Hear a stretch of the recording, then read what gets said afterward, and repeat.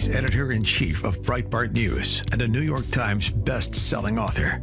And on this podcast, he brings deep research, prescient analysis, and world-class guests. He's Alex Marlow, and this is the Alex Marlow Show. All right, fun Alex Marlow Show today. We're speaking to my friend Steven Gardner, who is one of the real just incredible success stories in the conservative new media space on YouTube, which I think is one of the most unlikely places where you could succeed as someone who's right of center, though I don't even know if Steven thinks of himself as a right of center guy. I've never asked him. I'm going to in a second. But it's one of these places where the Google algorithm, it feels incredibly hostile to people with these sort of values, unless you're doing a massive pay-for-play effort, which there's some people doing. I don't judge it. Some people do that. But a real breakout star is Steven Gardner. He's a super nice guy and gets great interviews. I've been in his show a number of times, and I was looking for a chance to have him on my show, and today's the day. Steven, it's great to see you. Thanks for being here. Thank you. I'm excited to be on your show and go over these big news stories. Yeah, there's a lot in the news, but I want to start with some biographical stuff with you. We've talked a lot about this offline, but it's just such a cool story that basically you had a different career during the pandemic. It seemed like you just made a decision. I want to have a big YouTube channel, and I'm going to do whatever's necessary to do it. Could you walk us through some of your history? Yeah, so I started my YouTube channel back in 2008 before YouTube was even really a thing. So my channel is older than all of my three children. I just had a feeling that the future was video. And I got in trouble at work several times for working on YouTube versus making cold calls. But I just really believed it was the future. I did retirement planning for over 15 years, ran my own business. And then during the pandemic, people panicked. They, hoarded their money a little bit. And so I decided to start covering government news. And then when that was done, I was like, man, the government is so disgusting to me. I got to talk about it every single day. And so I like to expose what's going on, the good, the bad, and the ugly. And covering 4 years of the Biden crime family was just an absolute honor. Yeah, it really does feel like we witnessed something that is just a huge moment in history. Steven Gardner's YouTube, which you should all check out, at Steven Gardner 1 on YouTube, 1.92 million subscribers. Just awesome stuff. You're also big on Rumble now. You're just starting on the Rumble journey, which is another thing. But it starts with YouTube for you. And did you think of yourself as a right of center person, or just as someone who is just trying to be conscious of what happens in our country? On paper, I consider myself a libertarian that votes Republican because I like to win, but I don't fully agree with everything that the Republican Party does. As I first started getting into politics, I didn't understand that the media was biased, and I didn't understand that the Republican Party was built up of conservatives and rhinos, and now conservatives, Trump derangement syndrome, and rhinos. So it's a real mixed bag. And over the last couple of years, I've had to really decipher like where people stand, where I stand. But again, on paper, I probably consider myself a libertarian.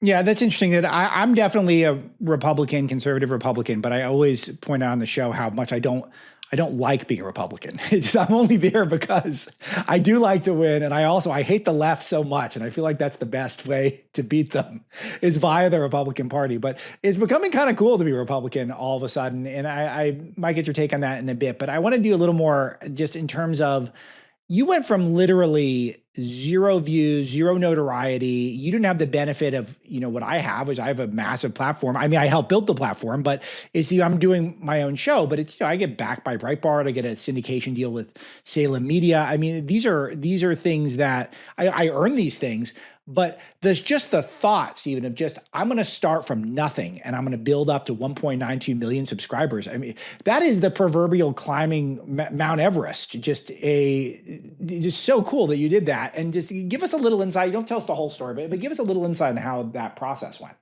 So last year I was privileged to interview Charlie Kirk over at Turning Point. And he said, how do you have over 1.5 million Republican viewers? And I've never heard of you.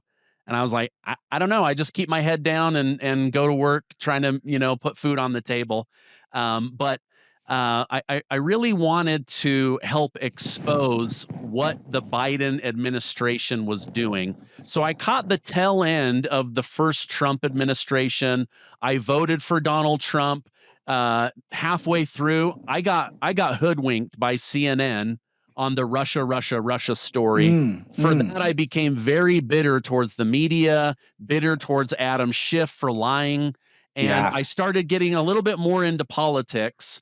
And then once I started seeing how it really operates, I was like, okay, I want to talk about this every day. But for 4 years, I covered politics. I'd never been to a political event in my entire life. Last year, I finally went to Charlie Kirk's America Fest right before Christmas. It was really incredible to be a part of that. So I'm kind of an outsider. I've never been to Washington, D.C. I don't know a lot of these names, but I've done a good job of researching and explaining in very simple terms. Here's what's going on. Here's how it affects you. Here's the waste, fraud, and abuse. And I think it's just been refreshing to people to get kind of a neutral position, but at the same time telling the truth. Yeah, it's interesting that I think you're riding some of the authenticity wave, is that we've found that the credentialed class sometimes does worse interviews. The people who work for a big media conglomerate will do a worse interview than just normal people. I think that's part of why the podcast culture in general has gotten so popular. And I do feel like this when I'm trying to bring to my show. I don't want to prove to the audience how smart I am. They either will believe it or not. I frankly don't care. I just want the content to be clarifying for people. And I think that that's your format. You kind of do about half an hour typically with people. They get to say their full piece. You cover a lot of ground on your interviews.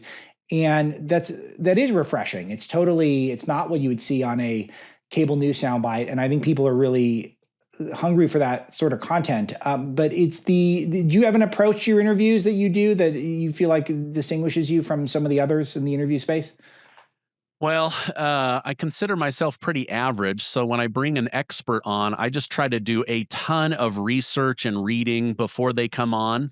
And then I usually just let them speak. Now, I'm not going to expose anybody, but one of the highest ranking members in Congress came on my show. We did about 40 minutes. And afterwards, he said, that was so awesome to be able to really unravel this topic. He's like, I go on Sean Hannity. It takes an hour away from my family. I get 6 minutes and Sean Hannity speaks for 3 of it. And so he's like, is it really worth it? I don't even get to really explain my side. So I really try to allow my guests to do the majority of the speaking. And I just try to pick their brains, their expertise, their life experience to add value to my audience. Yeah, this is, I'm going through this a lot because I've been in this business for 17 years and I'm finally getting invited on Fox regularly. And it's never something I pursued or anything like that, but it was always noteworthy that they seem to avoid me. And now I'm going on and there's huge value in it in terms of brand ID, but it is a lot of effort for sometimes it's like 45 seconds, 50 seconds of you actually talking. Because if you're on a panel and they're running out of time and there's 2 other people and you might not get a lot of time. And like it involves coming up with talking points and you got to drive across town, you got to drive back in traffic. And trust me, if any Fox bookers, I'm all ears. I'm just trying to get my name out there. It's just like the rest of us. But it's a decision. It's am I going to do this? Is this a 4-hour commitment? Is this worthy of a 4-hour commitment for two quotes? And I think the answer generally is yes, but there is an emptiness sometimes at the end of it when you're like, wow, that was a lot of effort for those 2-minute clips. You just go to a nice podcast with a bunch of subscribers and just say your full piece.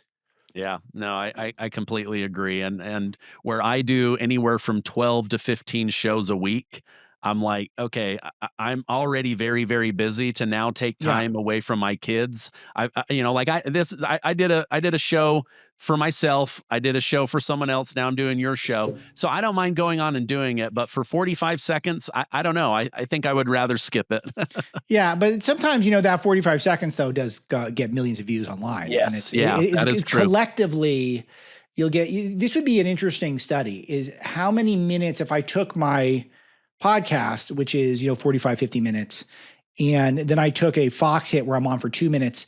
What are there more minutes of views? The 2 minutes on Fox, which is going to be viewed by more people, or the 50 minutes of podcast, which is going to be viewed by fewer people, but it's more time. So it's interesting, but it's I think the approach of people want to hear a fully formed thought. And I think that this is bringing people towards our side, because I know you would talk to people who are not on the right per se, but do you find that if you reach out to left-wing guests, do they come on? Do they want to talk to you? Do they want to answer questions or not really?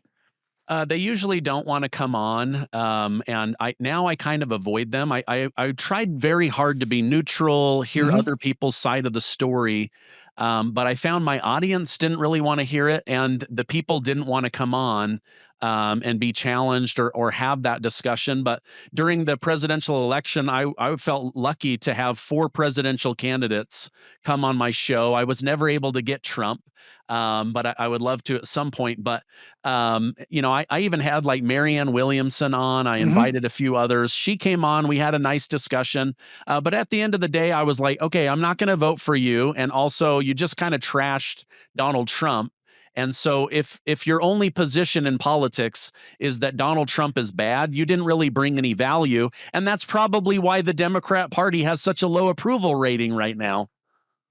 Yeah, I think so. And there's a real disconnect now, I think, between what I think smart people know, which is that I think the cuts to the government are good. I think that the not having endless foreign wars is good. The resetting of trade is good.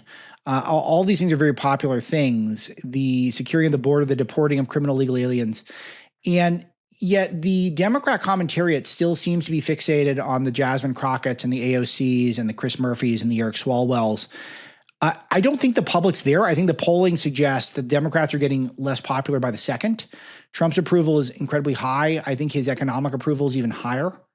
You saw people like Don Lemon. He was on, I guess it was a Bill Maher's podcast recently, seeing AOC's praises and Jasmine Crockett's praises. And this type of stuff for you, you'd be watching this thinking like, what's the disconnect here? That's not where the people are at. The people are not there. This is a small subset of the left that controls our media space, not the public, right?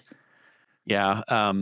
Speaking of Don Lemon, I truly believe that if he met me, he probably would like me. But just looking at my channel, he's probably like, okay, I hate this white guy that is a Republican and promotes Donald Trump, right? But I will tell you, I watched one Don Lemon segment and I was like, oh my gosh, Donald Trump is going to be the 47th president of the United States. Here's what it was. He said, I've been to Pennsylvania, to New York, to Minnesota, all of these, different Democrat areas. And I've been asking them about the election. And he said, my 2 biggest takeaways are that nobody knows what Kamala Harris stands for, and everyone feels like they had more money under Trump. And when he said that, it just like hit me right in the chest. And I was like, oh my gosh, he's going to win. Because she doesn't know what she stands for. They could spend billions of dollars polishing that turd, and it's still going to be a turd.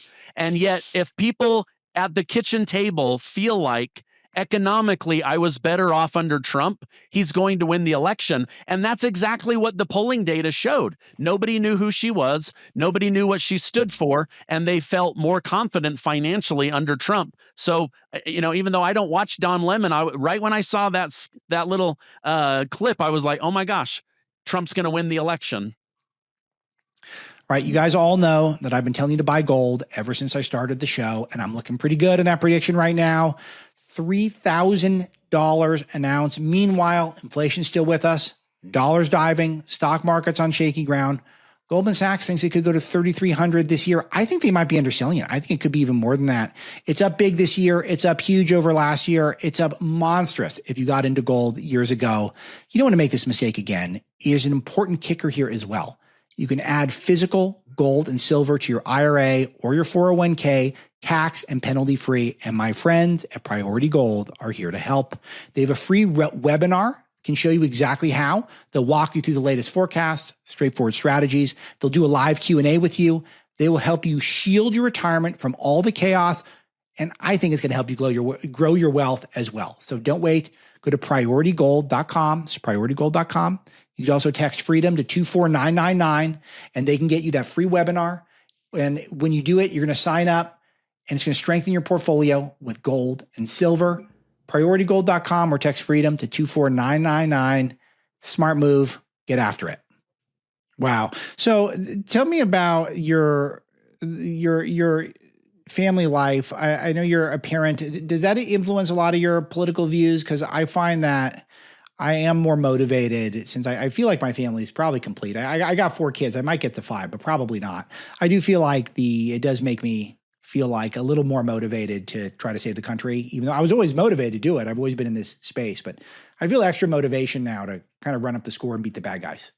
Yeah, I mean, my entire world lens now is through being a father, right? During the pandemic, I would cover things and people would say, oh, you're only giving us the male perspective. I'm like, it's all I have, like, right? Like, I'm a white male Christian from Utah. My parents are still married. I've got 3 kids. Like, this is the way that I filter the world. Yes. And if it's not the way you like getting news, then all I can say is I'm not the guy for you. Right. Go find somebody else. Like, I'm not rude about it, but like everyone filters data through the brain and life experience, but having children definitely influence. It's the reason I wake up and work as hard as I do. I want them to have a good life. I want them to live in a good neighborhood, go to good schools. Being a father, which is one of the highlights of my life. I love being a dad. It definitely has a huge influence on how I live, how I build my business, the way I interact with people online. Yeah, I feel like that's why it's really important to keep encouraging people to form nuclear families and to really fight the things that are trying to separate us from nuclear families. And that includes broad government, includes all the trans hysteria that people have latched onto. It's really important because I think more, particularly males, but I'm guessing females too, but I can only speak from the male perspective here, Stephen, is the more of us who get to experience that, I think the more we're going to realize that the Democrats are really playing with a chaotic worldview at this point that is just it's not something that I support at all. And I feel like that they're choosing the trans over normal girls, them choosing the gang members, illegal aliens over normal citizens. It just is so unpalatable. And I feel like the more people who get to have that lived experience of family life, the more appealing our values are going to get. Something I just saw that's very encouraging was over in the country of Hungary with Viktor Orban. Oh, excuse me. They're trying to rebuild Hungary around the nuclear family. They don't want to take in the immigrants from other countries. So they just actually are trying to pass a law right now where if you have a child, you don't pay income tax until they're 30. And if you have 2 children, you pay no income tax. So they're trying to incentivize creating more citizens, more future workers. And they're doing that through tax incentives. I thought it was kind of interesting, but yeah, if you build your society around the very smallest minority group, I just don't think that it works. I think you have to build it around what has worked for thousands of years, which is the nuclear family. Doesn't mean you have to be rude or anti-gay or anti-LGBT. You can have whatever opinions you want on that, but if you build everything around like the trans movement, like it doesn't reproduce, it's a very small subset.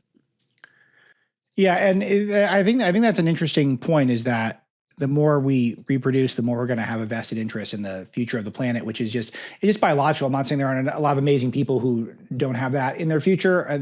It's true, but it is in general at a percentage level, not on individuals in your life who you love, but just in terms of the 350 million Americans, the more of them who are invested in children are going to be invested in the future. It's just the bottom line. And I think that a lot of these people, like childless Randy Weingarten of the teachers unions, fighting DOGE and fighting the cutting of the Department of Education. See, that to me says if you're that is all you really need to know about what's going on in modern Washington. And I feel like the people get it. I just don't think the elite on the left get it. And I just find that very interesting. And I always think of people who I feel like are new converts to Trumpism, conservatism, America Firstism, that if they're able to perceive this, and I think now increasingly, yes, because of the unpopularity of the establishment media and the broader popularity of the podcast space and the YouTube space. And that's where I want to come back to, and then I want to talk to you about some of the new stuff. But the YouTube space, where is that politically? Because I'm not a huge participant in it. The Alex Marlow Show is on YouTube. I hope everyone checks it out on YouTube. I don't think I'm getting favorable treatment in the algorithm. I think that that's not surprising, given the fact that the parent company is Google. You broke through this, but I'm curious, what do you think the lay of the land is politically on that platform? I think it's definitely left-leaning. I watch other left-leaning channels just to see what they're doing, how they're behaving. And man, they smoke me when it comes to views and retention and all of that. But I was able to break through. I think some of that was trying to be politically neutral in the beginning. And then I had to be a little bit clever with my wording in order to outsmart the AI and the algorithms. And so I used every, I guess, trick or trade that I could in order to get ahead. But at the end of the day, I felt like being honest and authentic would go much further than anything else. And so I didn't build a fancy set. I didn't have, I got my first 1.5 million subscribers on a broken iPhone. So, I really felt like, okay, even if people are like, this guy's producing his show in a basement, but man, it's really well researched. If I could get him to say the second part of that sentence, I felt like I could build a channel. Very cool. So, okay. So give me, this is somewhat selfish, but I think the audience will love this. Give me a couple do's and don'ts in the YouTube space if you want to optimize the algorithm. What are things you should not do? What are things you should do? Okay, so things that you should do, never clickbait. That is the number one way to kill your channel is, to put up a fake headline or a fake thumbnail, something like that. You might get massive hits once or twice, but it does not build trust. And at the end of the day, trust is the most important thing on your side. Do have really well-researched information. Cover the stories that your particular tribe is interested in. I could talk about other things, but I find my audience isn't interested. So I give them what it is they want to hear while also expanding on things that I want to learn about. For a long time, I tried to give them the channel that I thought they wanted, and instead I just built the channel that I would want to listen to. Some don'ts. Oh man, you got to be really careful the words. YouTube does not like swear words. They don't like talking about people dying or being killed, certain words like that. I don't want to say them because I don't want to throw your show off, but I had to learn the hard way why certain videos did or did not do well, why some were monetized, not monetized. And I swear, I cannot prove this, but when my channel first started to take off, anytime I did a video about Hillary Clinton, that video just was terrible. The video performance was terrible. Now I think YouTube has become a little bit more politically neutral. But if you look, some of the biggest shows on YouTube are still left-leaning shows. Yeah, no, they are. And it's interesting because I feel like Google's lagging a little bit behind some of the other tech platforms in understanding that not only is Trump here to stay, but in all likelihood, the Democrats are not going to get their act together in 4 years. And then it's the Republicans have a much bigger bench, much stronger arms in the bullpen than the Democrats have. So it could be like a 12-year run of America First. Look, I don't want to get arrogant. That it was always a huge mistake when you do that. And I don't want our side to get lazy. I want our side to be fired up. But it'd be very smart, I think, if Google Alphabet was a little more conciliatory to people with our worldview and understanding the legitimacy of a lot of our ideas. But great stuff, and I really appreciate that. And I'm a big admirer of how you built your business. But let me get some of your takes on. Oh, I got one more YouTube question I got to ask you. Do you have a favorite interview or any least favorite interviews? I know you can only cite someone who knows never going to come back, but give me a favorite and a least favorite. Oh gosh. Favorite. Um, I I interview so many people. It's hard to remember what I even who I talked to last week. Just give me a good one because Yeah. I, any good one is Yeah, all. I would say that I enjoy talking to people about government corruption. So, like Mike Benz, who's been on Tucker Yeah. Carlson a Mhm. couple of times, I really like talking to him. I really like talking to Representative Scott Perry of Pennsylvania. I like talking to Dr. Jerome Powell. After the Trump assassination, I had a We just couple had of Scott Perry on. He's amazing. yes, yeah, he is. He is. So, least favorite. Ooh. There was one guy, I'm trying to remember his name now, Peter Schiff. The video did really well. The Uh-huh. information was really great, but he let me sit and wait 15 minutes. And so I was just like, okay, are we doing this interview or not? And so anyway, I would have him on again.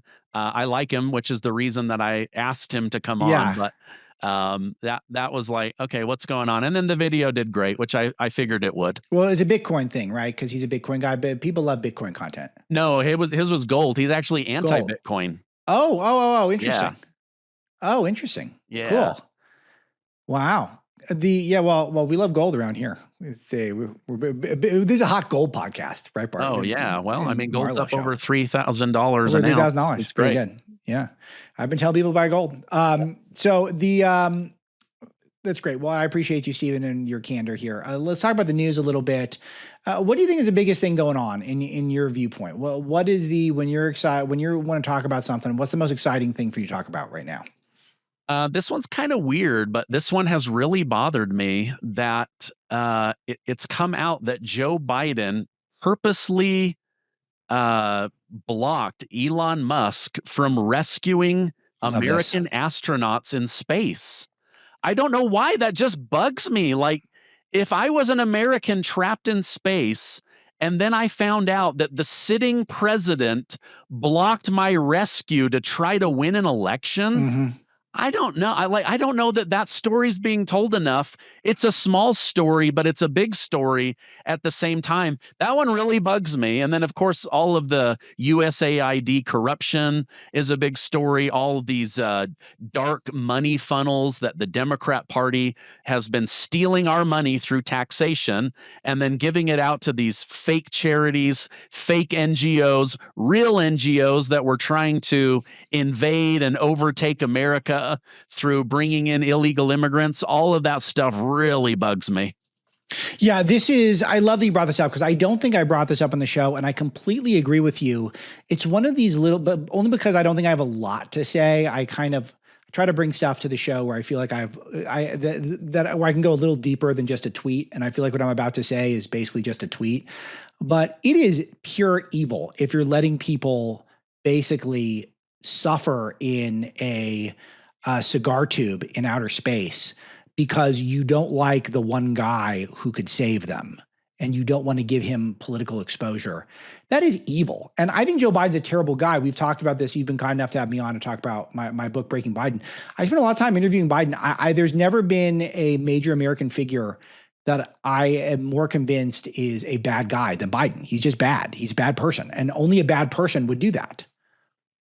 Yeah, it was a bad story. Another story that didn't get a lot of attention is, it comes out that Doug Emhoff, Kamala Harris's husband, was beating his past girlfriend, and the media was silent. Silent. Yeah. Are you kidding me? Yeah, that is. I don't know why they decided he was some sort of a sex symbol. Do you remember that, where they acted like? Am I going to get demonetized now because I said sex? No, you can say sex. It's okay. MURDER. That's the word they don't like. Yeah, and they don't like. You got to say stuff like unalived. That's what the kids are saying now. Yeah. So you don't say KILLED. You say he got unalived. So look, this is there's someone who's going to have a breakout YouTube channel just from hearing this interview. Now, yes, Steven. It's I hope so. But this is really, they tried to sell us this chubby guy who had all these strange entanglements with women and all these allegations against him. And he talked like a surfer dude, even though he's aging and It just not, it was so unappealing, and they were acting like he was hot. And I just was stunned by this. The media always has a way of trying to force something on us, but that one seems so unlikely. And they really tried that. And then just the more we learn about the guy, the worse it is. Yeah. Another big story is the Democrat Party used to be the party of peace. They were anti-war, and now they want war. They want to give all of our money to Ukraine. Meanwhile, over 1 million people have died or been injured. 10 million have fled to other European nations, and they just want to keep sending more and more money so more and more people can die. It's just crazy to me why they wouldn't try to get this war ended. It makes no sense to me. Yeah, this is one where I'm always surprised at how the Democrats have been willing to never give Trump an inch, and they've ceded all this very obvious territory. I just don't know why they think. Is it pure emotional? Let's take Ukraine. Is it just pure emotional that they are invested in the Ukraine war to this point? It's the what's in it for them. It feels like nothing. And yet we keep getting told that if you're not a good person, if you don't want all of America's tax dollars to go to fighting a basically unwinnable war on behalf of Ukraine. I think Democrat leaders are extremely good at brainwashing and persuading their voters, and then their voters don't look into what the claims are. So, Republicans and Democrats supported Ukraine in the beginning. And then over time, when it starts coming out, wait a minute, half the weapons aren't getting there. More than half the money's not getting there. You start realizing, wait a minute, this is a money laundering machine. Wait a minute, before the war, Ukraine was considered the most corrupt nation in Europe. Now they're being run by a saint. So I have nothing against Ukraine, even though I'm on their death list. If you Google that. Oh, is that true? Oh, cool. Congrats. Yeah, it's kind of a big deal. Nice. Hot shot. Real hot shot. I didn't make the death list. Yeah. So, but I just think more Republicans were like, wait a minute, we've got big problems at home. The fact that Democrats could justify America being invaded on the border tells you why they're open to allow Ukraine to continue to fight. It's just a difference in thinking, and I don't fully understand it. I can't justify it, but my brain is like, why is their border more important than my border? Why is my money in Ukraine more valuable than my money in America? It doesn't make sense to my brain. Do you find it interesting how it feels like some people just refuse to have a light bulb moment where they react to something and they think, oh, well, now my opinion has to be different based on this? It feels like for me, with Ukraine, I think Putin was wrong to invade. I think Putin's a bad guy. I think Putin's a dictator, all that stuff. But once we cut that $100 billion check to Ukraine, and it was that round number, 100 billion. And everyone in the Congress insisted we cannot have accountability. We are not allowed to have accountability for that 100 billion. I immediately flipped. It was like in an issue, it was like, okay, this is all wrong. I'm not saying another nice thing about these people until we get accounting of every single penny that they're going to spend. And Tucker Carlson saying they're spending on ski resorts and stuff like that. It just shows you this is all about the war industry, and it has nothing to do with peace at all. Not to mention, the more I researched it, as we discussed on your show, I'm sure, how I really blame Joe Biden more than anyone. I think his foreign policy really precipitated the Russian invasion. And I think Trump's foreign policy, I don't think there's no chance Russia would have invaded. And I've got historical records to prove it, considering Russia didn't invade anywhere under Trump, and he did under Biden, Obama, Bush. Really important point to make. But I think it's unbelievable that we just stood there collectively, watched us give $100 billion with no accountability, and not everyone didn't go, what is going on here? How are we allowing for this? Yeah, it's crazy. I mean, the other big story that just barely broke yesterday on St. Patrick's Day is Trump comes out and says, wait a minute, if the president of the United States didn't sign these pardons and these executive orders, then are they legally binding? Some of them were signed while he's in St. Croix. Yeah. Then they dig in, they find out it's this AutoPen. So here we're like, oh, Biden's a robot. No, it just turns out his signature's done by a robot. So now Trump is saying these are void. They're gonna take it up in court, but we'll see how Liz Cheney and Adam Schiff and Benny Thompson react. But I think people want justice, especially when they truly believe that these people committed crimes, and then suddenly Biden gives them a pardon with no crime. It was very, very suspicious. So this is the party that thinks Trump is a dictator, but also it's great when Ukraine suspends habeas corpus, doesn't have elections, doesn't have an opposition party, doesn't have a free press. And then they're also the party who is who does exactly as you say. I'm just wondering, is there a level of hypocrite? Is there anyone who's identifying that they're putting themselves in this very hypocritical position where they for years acted like we were the warmongers, and now they're the ones who are the warmongers? They're the ones who are acting like we're pillaging the treasury by trying to get people to keep more of their money.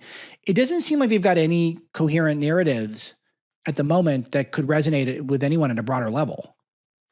Yeah, and that goes back to what Don Lemon said after interviewing all these people. Their number one thing was, we don't know who the Democrat Party is anymore. And I think that's why almost every county in America shifted red, became more conservative this election cycle. I do think people are having their eyes open based on the TikToks that I see and the Facebook reels, and people are saying, I'm done with this party. I'm done with this party. I'm walking away. And then CNN puts out that the Democrats have the lowest approval rating in their party history. People are just, they're done with it. They're done. And I'm not going to say they never win another election again. Like you said earlier, we can't be arrogant. We can't sit back and just think that we've got this. We just need to make our bench deeper and deeper and smarter and more. Our policies are what wins when you don't have propaganda.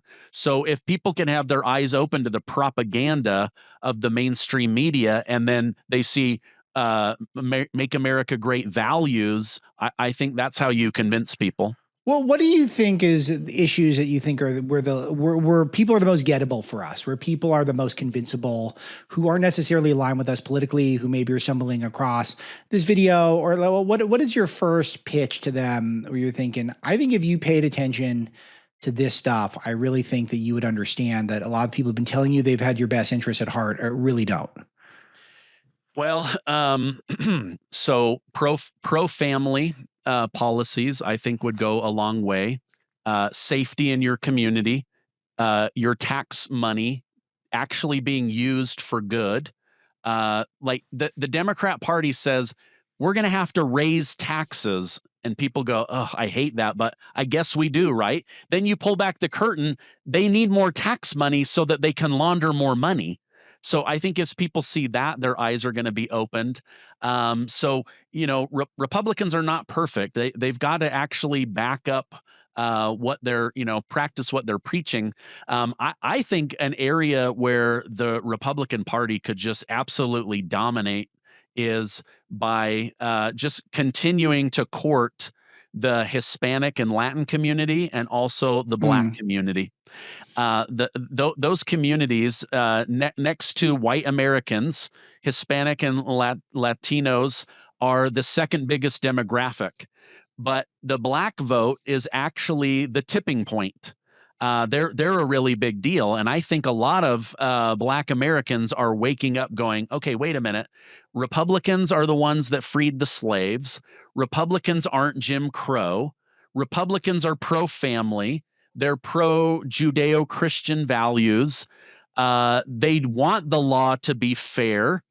Maybe I should look into this more." I think a lot of voters woke up this last cycle. Well, I think one of these things where you guys call Trump a felon, to your point earlier about the Bidens, you call Trump a felon, But the last guy had to pardon his whole family, and he did it with this fake pen that is not, means we don't even know if he was aware of it. Trump was pointing this out. I had a feeling he was aware of it. He's just too lazy to physically sign it. But it's like, we don't really know. And that's how they were operating. Like, do you think that's okay? Just ask them, do you think that's good that the president pardoned his own family with a fake pen? What do you think of that? Just don't even look at the party. What's your take? It's a good one. And it just seems like these keep popping up every single day. I want to get your take on one. So Trump bombed the Houthis, and it seemed like it was a clean shot. I know that, Stephen, I think you're part of the more skeptical of foreign intervention side of the movement, which I understand, and I think that's most of my audience as well. But I personally trust Trump to do these things and to not get us into prolonged wars. But do you agree? And what are you thinking when something like this happens? Because it's not really part of his essential platform. But he's got a good track record. He's done this a few times now where he's done an important strategic bombing and then stopped. No one else stops. Everyone else goes. George Bush, Obama, they all just go. Now we're in wars for 8 years. But what do you think when these news cycles play out? As editor-in-chief of Breitbart News, I've witnessed the profound impact that grassroots movements can have on our nation. In 2024, we the people reclaimed our country. And now there's a similar movement, similar people to be honest, in the entertainment industry. They're trying to take that back as well.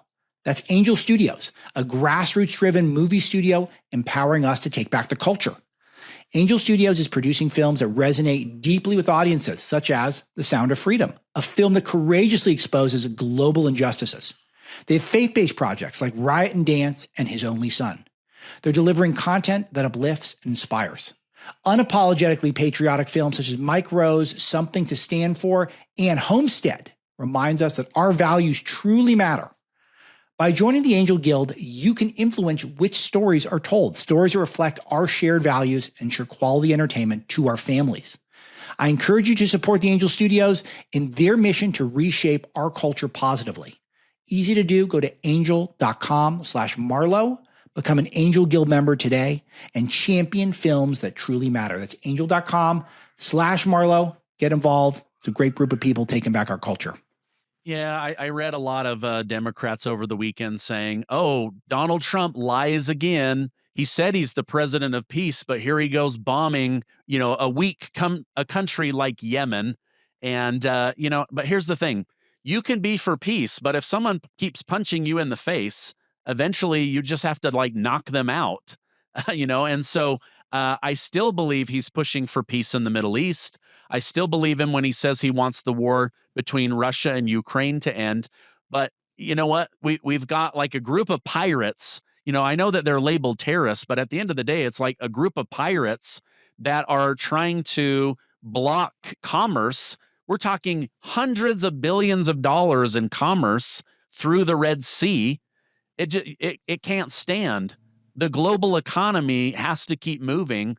And so I think that's where he's saying, okay, let's fire a shot across the bow. Let's hit the group that is attacking our ships and our military vessels and let them know we're not playing games anymore.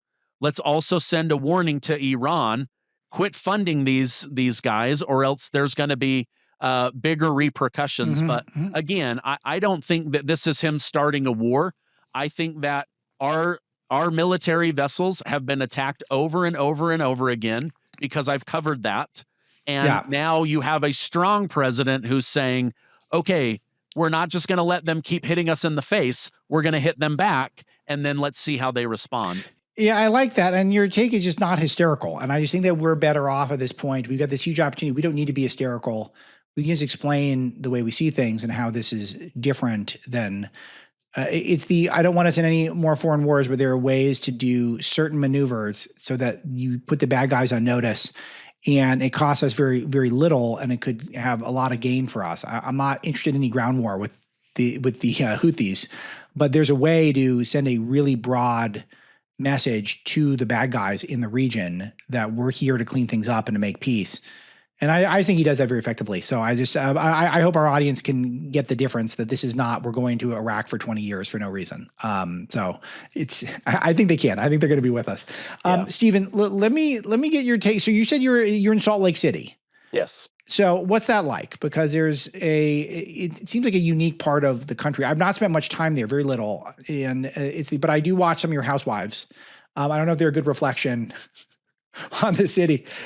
They're on the background sometimes. They're kind of a mess, some of them, but they're fun. Yeah, you got the Real Housewives of Salt Lake, and then what's this other one? Oh gosh, I can't even remember. It's like some TikTok Mormons that were swinging with their friends or something like none of that represents the majority. Utah is a really great place. It's beautiful. We've got beautiful, beautiful Rocky Mountains. We've got red desert. It's just a really great place. But Utah is the most pro-family state in America. It used to be the most European state in America. Now that has changed. We've had a lot of people coming in from California. We've got we're becoming culturally more diverse. But it's very pro-business. It's very pro-tech, but extremely pro-family. And that's good. That's a good thing. Extremely pro-family. So. Yeah. What are the politics there? Because it's interesting for us because I don't totally connect with a lot of the Republican representatives from there. I mean, we love Mike Lee, but I don't know much about John Curtis. Obviously, Mitt Romney was one of the biggest disappointments of the century. I think politically, I think a guy who had unlimited talent and just became just every other generic Republican. But is there a specific brand of Utah conservatism? Is my question. Well, Utah is extremely entrepreneurial. I think some of that has to do with the Mormon pioneers that literally fled for their lives into Mexico in order to survive, and then they became a state, and they're just very industrious. The symbol of Utah is a beehive. We work in concert for the good of the whole hive. So very, very pro-business. Like I said, very pro-family. When it comes to politics, you've got bold people like Mike Lee, Owen Burgess is another great one. Mia Love, who we're just sad about her brain cancer. Yeah, I just saw an update on that yesterday. It was heartbreaking. Not looking good, but I voted for all three of those and have been very happy with my vote. I don't know about John Curtis. My understanding is that a environmental group pumped about $10 million into him in the final weeks running up to the election, and he just bought a lot of ad time. Trent Stagg, who I interviewed, I thought would have been a much better senator. But yeah, Mitt Romney, a lot of people feel hoodwinked by Mitt Romney. Yeah. But do you have a sense of what got to him about where he went from? I mean, maybe he was always like that and I just misread it, but I thought he had a world-class brain, and then it turned out he was just like one of the rest of them. And I don't know if I ever thought of him as the ballsiest, and you got to be ballsy to be an original Trump supporter. But I just feel like he couldn't have got to where he got in life by being dumb. And then he came off as a big dummy at the very end of his political career. Yeah, I think a couple of things. As I compare him with Trump, Trump, as you know, is very bold. He's got that tough New Yorker. Mitt Romney, he believes in politeness and decorum and working together, even if it means giving up, something everything that you want. Right. So I think it came from a good place. He was also like happy to be rich, but kind of embarrassed of doing well, even though that's the American dream is to do well. Now you compare that with Donald Trump. Donald Trump does not have any problem saying I'm rich and I'm successful. I read a book one time. There's only one person on the Forbes richest people that calls and complains about his net worth every single year, and it's Donald Trump. All the rest of the billionaires are like, hey, keep it down. We don't want our name on the list. No, I know one of them who would probably be very high up there and doesn't want is avoided being on at all. Like and Donald Trump every year was calling, are you kidding me? I'm worth more than that, So he was not ashamed of the fact that he was rich and successful and wanted that for other people. And I think Mitt Romney was like trying to pretend he was an average American, and he just didn't relate. But he was right about Russia, even though Obama got him with the, hey, 1980s called, they want their policies back, Yeah. So I think he needed to be tough. And that's what I think that's what the Republican Party needed was they needed someone to come in and be strong. And it's made everyone else stronger, I believe. Yeah. See, Stephen Gardner, wonderful stuff and great perspective. And thank you for fielding my wide-ranging questions. And you do a great job on your channel. I love checking out your videos. Stephen Gardner, it was at one time known as Taming Wall Street was your channel, though I don't think that's, I think the focus YouTube now just barely put that up and I can't get them to take it down, but I'm not embarrassed. I wrote a book called Taming Wall Street. I think it's great, but I'm not in retirement planning anymore. Good. Okay. Well, if you are in retirement planning, I know some people in the audience are, so that could be a good thing to do. He's also on Rumble too. If you find YouTube unpalatable, and usually he gets some of that left tab real estate with the left shoulder there on Rumble, which is nice. Let me see if I can. Yeah, there it is. I'm looking at it right now. So that's good. That's tough real estate to get over there at Rumble. So good stuff. Stephen, this is really a blast, and I'm happy to return the favor whenever you would like. It's not a favor. It's a favor for you to be here for me. It's a favor when I'm on your show, and it's a favor when you're on my show, both for me. So I'm the only beneficiary here. So that's nice. I appreciate you coming on. Yeah, if people want to check out the channel, this upcoming month, we're going to be giving away some different Make America Great hats and some cash prizes to say thank you for being a subscriber. So if people want to head over this week, that'd be great. Brilliant. That's cool hat. Could you hold up the lime green one? That's really cool. I've never seen that before. I got lime green and baby blue. Wow. And then I just got this collector's edition, this yellow one, which is a lot of fun. So we're going to give away about 50 hats. It's going to be a lot of fun. It's funny how with the MAGA hats, I do feel like some people are just waiting for the right color. I've got a buddy who I don't even know he was a hardcore Trump guy. And he really likes Musk, though. And he really likes his Tesla. And then he saw the dark MAGA hat with the kind of medieval scroll. Yeah, it's the black on black, but also it's got the cool font. Yes, I saw that one. And he's like, once he saw that, he's never taken it off. Like, I think he showers with it at this point. I think all of a sudden he just has to have that hat. All right, Stephen, you've been great. Thanks so much. Let's do this again soon. Thanks to Misty, our producer, and all of you in the Alex Marlow Show audience. Aloha to alexmarlow.com, and we'll be back with you tomorrow.